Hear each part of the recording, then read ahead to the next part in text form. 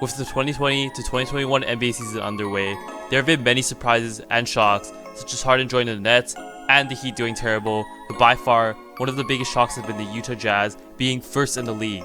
As of the time of recording, the Jazz are first in the West and have won 11 out of 12 games, which has shocked everyone since the Jazz were only a 6 seed team last year. So what have the Jazz been doing well to have been able to be first in a stacked Western Conference? Let's find out. What's going on YouTube? It's your boy C3 back with a live video, because you know I only drop the best content around here. Hope you guys are having a great week so far, and of course, I got an awesome video for you guys, so just sit back, relax, grab some snacks, and hope you guys enjoy it. If you're new here or still unsubscribed, quickly hit the like and subscribe button right now, since it only takes a second, but as always, it helps me out so much. Other than that, of course, let's get straight into today's video. Let's get it! As many people know, the Jazz franchise has never stood out in the league, especially after the 2007 team, consisting of Deron Williams, Andrei Kirilenko, and Kyle Korver, since they have just overall been a mediocre team that makes the playoffs with a low seed rank. Additionally, the Jazz don't have a big market too, like the Lakers or the Warriors, which is why they aren't that popular. But somehow this year, the Jazz are first in the entire league, and it's all due to how well every individual player is playing.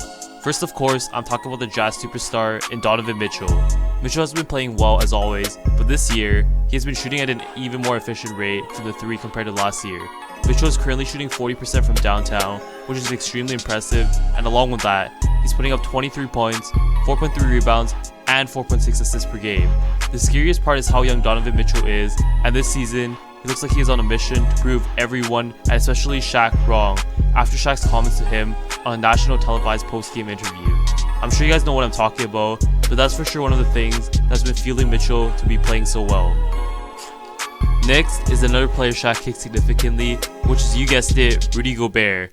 People argue saying that Gobert didn't deserve a 5-year $205 million contract, which is such a large amount considering Gobert is even an all-star or superstar, but he's making his worth in the season where Gobert has 13.3 points, 13.4 rebounds, and 2.7 blocks a game, which are extremely solid stats. The former Defensive Player of the Year has had more blocks this year too, and has increased the strength of the paint defense, which is another factor why the Jazz are winning so many games. This is proven since the Jazz have went up significantly in defensive ratings and are 6th in the league currently, and 3rd for points allowed.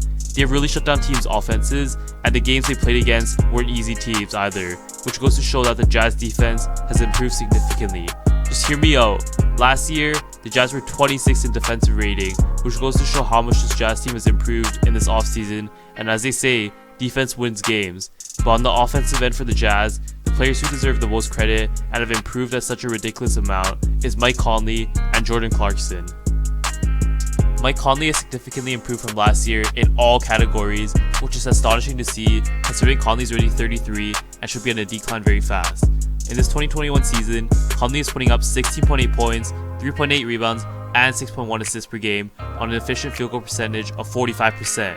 Additionally, Conley is shooting as good as Mitchell too from deep, which consists of 40.5% from the 3 and is looking as well as he played back on the Grizzlies. Conley is putting up points, getting a lot of dimes, all at an efficient rate, while providing veteran leadership to the younger players, so what more could you ask for in a point guard? He's one of the biggest reasons why the Jazz are doing so well on offense and as well on defense, since Conley is a former 2012 to 2013 all-defensive player.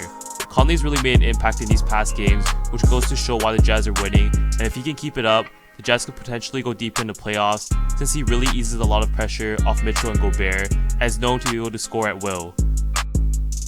Another player that's notable to talk about is of course the potential 6th Man of the Year in Jordan Clarkson. By coming off the bench, the young and upcoming player has not disappointed since he has improved in every category similar to Conley. Clarkson is putting up 17.4 points, 4.4 rebounds, and 1.8 assists per game on 46.2 field goal percentage and 38.2% from the 3. Along with that, Clarkson has matured as a leader since he probably learned so much from playing with 2 of the greatest players to ever do it in Kobe Bryant and LeBron James. This is why he successfully led the second unit of the Jazz, which consists of players such as Derek Favors and Joe Ingles. If Clarkson can keep this up similar to Conley, the Jazz will be a big threat in the West, considering they already ranked 5th in offensive rating in the league and could probably still go up. As a result, the Jazz players have really stepped it up on both ends of the court this year and are on a mission to prove the doubters and haters wrong, but what do you guys think? Do you guys believe the Jazz can keep up with this for the entire regular season and through the playoffs, or will fatigue take the best of them eventually? Let me know in the comment section below about your guys' thoughts, and hit the like and subscribe button if you enjoyed today's video. Remember to stay tuned for Sunday's upcoming video, and until next time, AC3 out!